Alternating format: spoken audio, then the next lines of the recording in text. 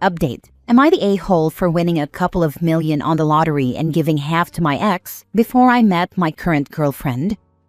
Original post. So I'm 35 male and was with my ex from school until 5 years ago. We have a child together too that we both co-parent really well. We never fall out and with each other, but the love and attraction has all gone. She cheated on me, but there's more to the story than that, and it's not all on her. 2 years ago, I happened to win around £4 million on the lottery. My first thought was my child. I wanted him to grow up with an equal life like he has mine, and the less stress his parents have, the less stress he has. I decided to split the win with my ex. We have both been sensible with the money. I quit my job as a mechanic, took my sports and football coaching badges, and with a friend, we started a business going around primary schools doing classes in all sorts of sports and fitness, and also helping out local sports clubs and teams with coaching and methods, etc. It will never make us rich, but we make around 1.5 times the national average wage. I bought a £300,000 house and a £40,000 car, and that's about it. My ex opened up a beauty salon that's doing really well and also bought herself a house. I met my current girlfriend on a night out around 6 months ago. Things have been going well. She knows I won the lottery, and that's why I've got a nicer house and car than my income will normally provide, and why I like to go away on a couple of nice holidays a year. She's never asked for anything from me materially and kept insisting on covering half the dates, despite me offering to pay every time. We are getting more serious, but nowhere near moving in or anything like that, or her meeting my son yet. It all came to a head last week when the subject of my ex came up and my girlfriend said how nice her beauty salon is. We were with a couple of my friends, and one of them said, "It should be nice, Sam paid for it." She asked what he was talking about, and before I could answer, my friend said he gave her 2 million quid. My girlfriend was quiet for the rest of the night, and then when we got back to mine, she exploded and said I was still in love with her. And that's why I gave her the money, that I wasn't normal, that no wonder a lottery winner only lives in a house like this and drives a crappy car. When I gave half away, that I was a gullible simp, how embarrassed she is by me, how we could be set for life with that money and never work again, etc., etc. It went on for so long before I told her to leave, as I'm going to bed and not listening to this anymore. I haven't seen her since, and she hadn't answered my calls or replied to my messages, apart from the odd insult. Until today, when she said the only way she could stay with me is to ask my ex for whatever money she has left to be returned to me so she can save face. I told her no, and I'm done with her. She again accused me of trying to buy back my ex, and I blocked her. Is this going to be a problem I have with other women going forward? Am I the a-hole for this? Now for the top comments before reading the update. You did a good thing for the benefit of your child and your child's mother. Well done. Current girlfriend, though, sounds like she was just after your money from the beginning. I agree, but it's surprising as she never asked for anything before. Even when her car broke down and I fixed it, she tried to offer me money for it. She was playing the long game, brother. That's why she erupted in anger, because she realized she made a bad bet that wasn't going to pay off like she was plotting. That's what my friend said. He said she was going to act like this until she had her feet under the table. Laughing out loud. It may be a problem for other women you date going forward, but that's a good weed-out method. Someone who properly loves you will see that you're a good man who took care of the mother of his child and ensured that both of you can have a good life, even though you're no longer together. I think it's a green flag. Thank you so much for putting my mind at ease. I was starting to think I'd done something wrong, but I didn't know what. Some people will say you did too much, but at the time of your win, you and your ex had only been separated for a couple of years. And if you had won it when you were still together, you would have split it 50-50. I imagine it makes a lot of things easier for you as a co-parent knowing that you split the win with her, since she can never really say that you owe her anything for your child, and your child is well provided for. It just felt right, because what's the point in my son having one rich parent and one struggling parent? Now for the update. Just a quick update as I got a lot of nice comments and messages on my original post. She unblocked me and asked for forgiveness, but I said no, it's gone too far. And for me, it's over. She didn't take it very well, and I got bombarded with abusive messages for a day or two, but they've stopped today, as have the phone calls from a withheld number. A few people asked on the last post why I gave my ex half, rather than put it in savings for our kid. Between us, we have nearly $1 million that we have put aside for him that cannot be touched and will earn interest over the years. As for the cheating, which a lot of people mentioned, we were each other's first for everything, and we talked about it and both admitted a few years we felt a touch of regret. We both agreed to threesomes, so over the course of the next year or so, we did it with a few men and a few women. Unfortunately, she ended up catching feelings for one of the men. Not the end of the world and no reason for us to fall out. I can honestly say that you appear to be a good person. Good on you for standing up for yourself and not take that sort of abuse. Thank you. I appreciate the kind words. You're a green flag, and in revealing so, you've weeded out a red flag. I'd almost suggest keeping your lotto win quiet for the next girlfriend, but in a way, now you know how to work out quickly if someone's with you for your money. I wish you success with finding love and your sports program. That really sounds cool. Thank you. I love the sports program. Yesterday, a mom came up to me and said how much her son is enjoying it, and he's having a birthday party next weekend, and when she asked who he wanted to invite, the first person he said was Coach Daniel. I'll be honest, it had me tearing up LOL.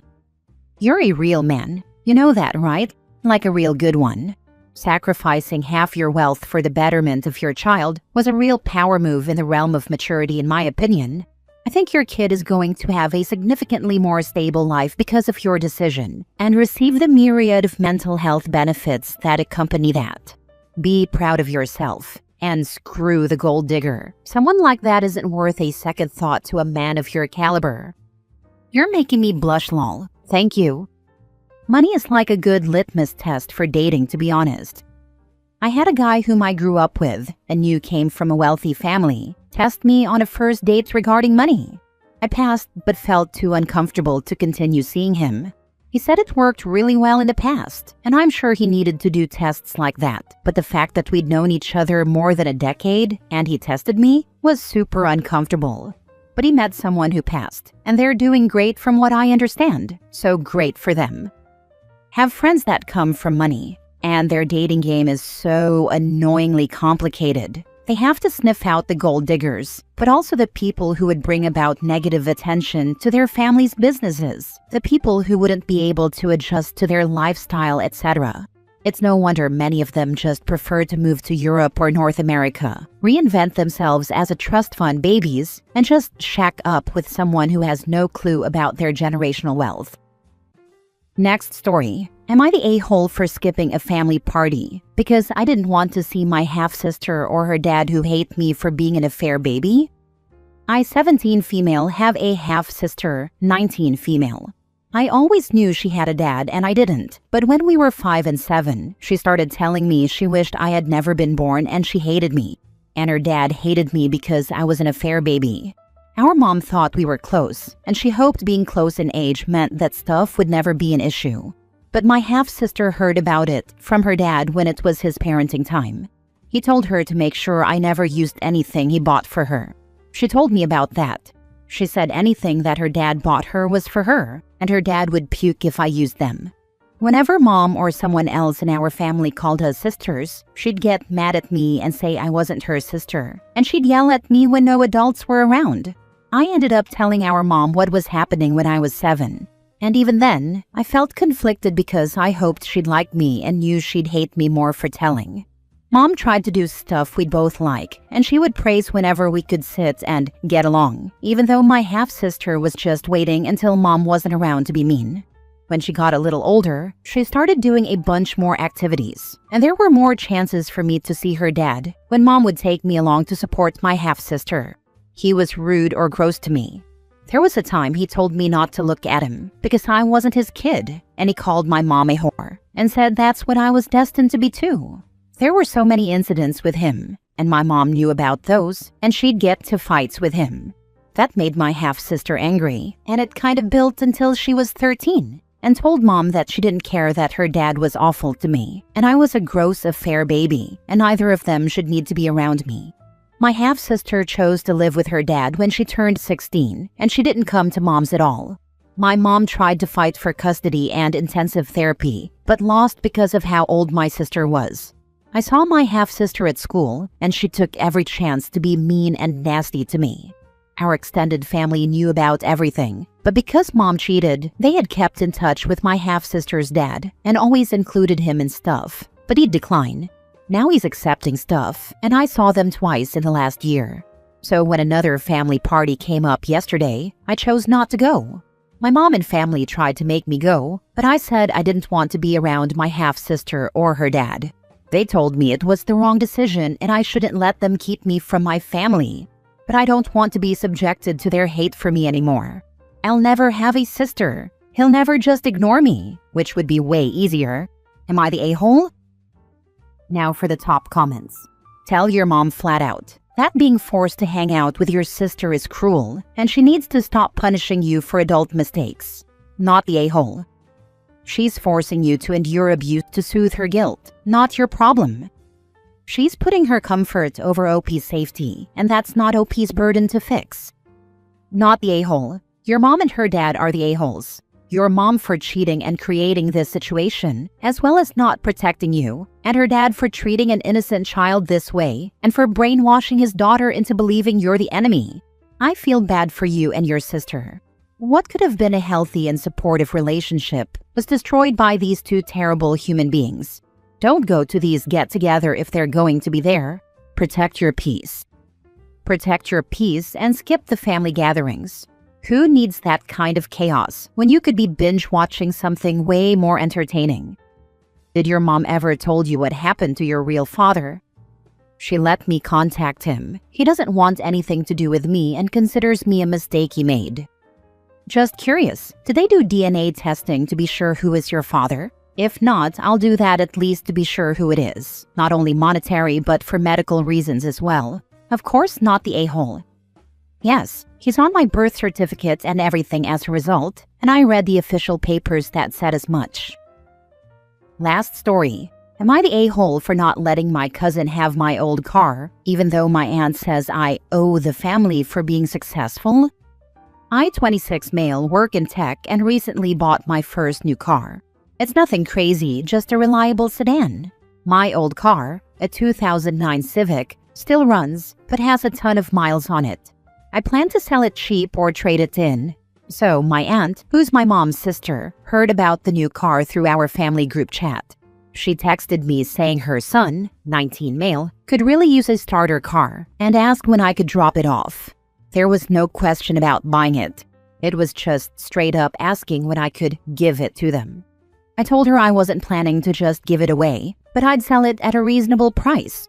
It's not worth much, but I've taken good care of it. And it's mine. She immediately got snippy and said I make enough money now. She insisted it wouldn't kill me to do something nice for my cousin. Honestly, she's always had this weird resentment toward me for getting out of our small town and doing well. Her tone turned passive-aggressive really fast. She said things like, "Some of us didn't get handed life on a silver platter, even though I worked full-time through college and took out loans." Now she's telling the rest of the family I'm selfish and that I've forgotten where I came from. Even my mom gently suggested I should consider giving them the car just to avoid drama. But I don't think I owe anyone a free car just because I make a decent income now. I offered to sell it fairly, they refused, and I left it at that. So, am I the a-hole? Trust me, you should sell it to someone else. Save yourself the headache. With that kind of entitlement, any little thing that happens with the car in the future is going to come back to haunt you. Well, OP, you shouldn't have sold it if the tires need changing, so you should pay for brand new ones now. So what if my darling precious has had it for 2 years and put 78,000 miles on it since we got it? And the worst part is, if the car ever breaks down, they'd go crying to the whole family again about how I screwed them over with a junk car. Lose-lose situation. That's exactly what will happen. Instead, you send a message about how it really sucks that it broke down the other day and the mechanic said the whole transmission is shot. A new one would be worth more than a car, plus all the other issues they found. But hey, you were able to junkyard scrap it for $300, so you were at least able to cover the tow. Guess you were lucky to get your new car when you did, and that you didn't give that piece of junk to your cousin. Those are exactly the type of people you should never give anything to, no matter how small. The fact that they are family and feel entitled to the fruits of your hard work already will slowly get worse and worse, with more expectations, as soon as they realize the guilt trip works. Wouldn't kill you to do something nice for a 19-year-old kid who hasn't done anything yet to deserve it? Just respond, "You're his mom." Wouldn't kill you to work a few more jobs like I did and buy it for him, and wouldn't have killed you to use birth control if you didn't want to pay yourself for whatever you wanted to give to your kid. And on a practical note, if they can't afford the price of a 2009 Civic, they definitely can't afford to do whatever repairs it will probably need in the next few years. And they'll lean on you for that, or blame you for giving them a crappy car. Your mom is way out of line. You need to tell her that she raised someone who learned that you don't get stuff unless you work hard and earn it. If she cares about her nephew, she should have the same attitude for him. You're 26, so already a full, well-established adult. You no longer need to take disrespect from your aunt just because your grandfather and grandmother chose to have 2 kids. As an adult, everyone, including family, needs to earn your respect every day. Oh, if they say they'll buy it and pay you slowly for it, don't do it. They won't. And they'll use it for 6 months. And then when it needs a repair that they can't afford, they'll just stop payments and blame it on the old car you sold them.